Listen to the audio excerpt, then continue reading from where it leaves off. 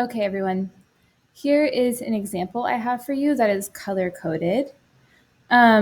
This is this is a paragraph arguing for the relationship between Joey and Rachel, who are characters in the TV show Friends. They don't end up together, but they have a moment, and a lot of people think that they should have ended up together instead of Rachel and Ross, because Ross is kind of a jerk.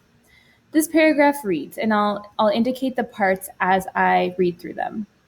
It begins with a lead in that shows that this is not the author's opinion, this is the opinion of the opponents, right?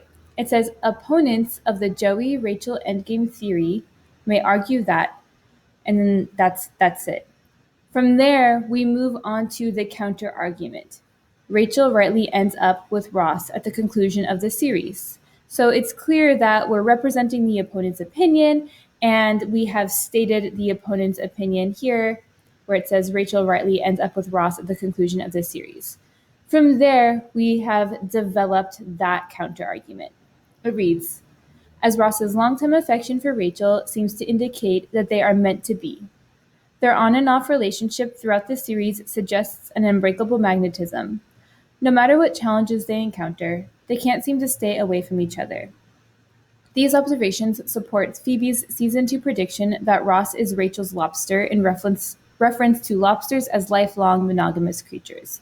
So we're looking at specific moments within this series that seem to support the opinion that Rachel and Ross are right together. But now moving forward, we could see that the author is transitioning into their rebuttal. And you could tell because they've used a transitional phrase, however, which indicates opposition, right?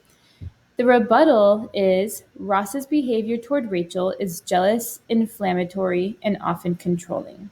So we could see how that directly responds to the counter argument here, right? Which reads Rachel rightly ends up with Ross at the conclusion of the series. The author of this thinks that that's incorrect because Ross's behavior toward Rachel is jealous, inflammatory, and often controlling.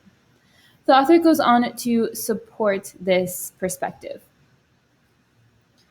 The author writes, he demeans her work ethic while defending his own, citing the fact that she is a waitress as a disadvantage of dating her, and then when she finally does land a place in a career that she actually desires, he feels threatened by her dedication to her job.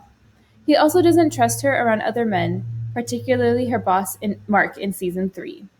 Twitter user Skyplana concludes that Ross's lengthy desire for her allows him to feel as though he earned Rachel's affection and can claim her.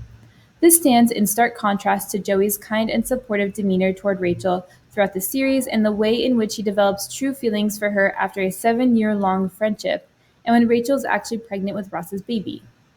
Skeplana points out in her Twitter thread covering the subject that Joey is the only one who really notices what Rachel wants and that the platonic nature of their friendship throughout most of the series proves that his concern for her is genuine, not based on possessiveness derived from a long-standing crush like Ross's.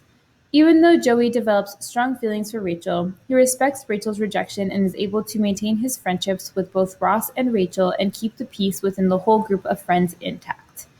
So that whole chunk of text is there to develop the rebuttal and to point out the way in which Ross's behavior is in fact jealous, inflammatory, and controlling, and to support the Joey Rachel endgame theory, or basically the theory that Joey and Rachel should in fact have wound up together instead of Ross and Rachel.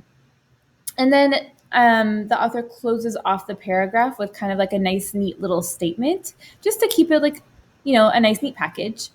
They say, thus, Rachel would have had a significantly healthier and more loving relationship with Joey than with Ross. And this kind of ties it back towards the thesis, right? We can see that this is something that links the paragraph to the thesis statement. And that's one example of a counterargument paragraph.